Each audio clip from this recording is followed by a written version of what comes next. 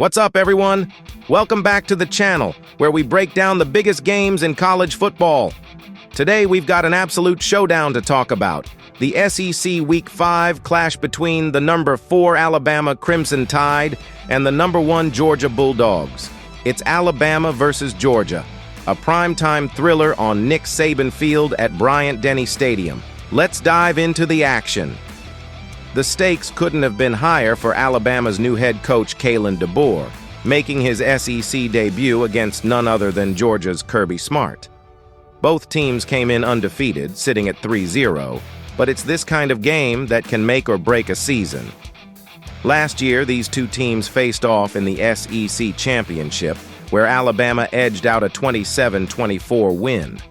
That loss knocked Georgia out of playoff contention. But this year, with the expanded CFP format, both teams are hungry for that playoff spot. So how did this battle unfold? Let's break it down quarter by quarter. Right out of the gate, Alabama wasted no time. Quarterback Jalen Milroe led the Tide to a 21-0 lead by the end of the first quarter. It was all Alabama. Milroe was unstoppable, both through the air and on the ground. He rushed for a 7-yard touchdown and connected with Jamarian Miller on a beautiful 16-yard touchdown pass. Georgia's defense, which hadn't allowed a touchdown all season, looked shell-shocked.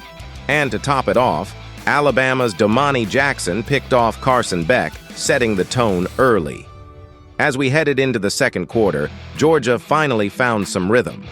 A 75-yard drive, capped off by Trevor Etienne's 7-yard touchdown run, brought some life back to the Bulldogs.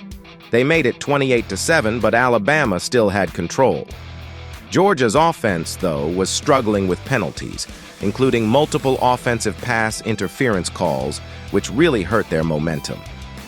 Meanwhile, Alabama kept piling on the pressure.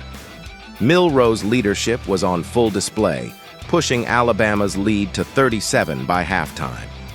After halftime, Georgia came out determined to close the gap. Carson Beck found Arian Smith for a crucial 12-yard touchdown pass, and suddenly, the Bulldogs were within 2 scores. But just when Georgia seemed to gain momentum, Alabama's defense stepped up again. Russaw, who was playing through an ankle injury, came up with a clutch strip sack, giving Alabama another chance to extend their lead. And they did. A field goal by Graham Nicholson made it 33-15. Georgia had work to do heading into the fourth quarter. And then came the fourth quarter, and what a roller coaster it was. Georgia wasn't done yet. Carson Beck hit Dylan Bell for a 67-yard bomb, cutting Alabama's lead to just 1 point at 34-33. But with only 2:31 left on the clock, Georgia's 2-point conversion attempt failed, and that would be all she wrote for this comeback. Georgia gave it everything they had in the second half, but Alabama's early dominance and strong defense proved too much in the end. Jalen Milroe was a force, and Jalen Milroe's first SEC win as Alabama's head coach is a big one. This game puts Alabama in a prime position for the expanded 12-team college football playoff. What a showdown. And it's only week 5.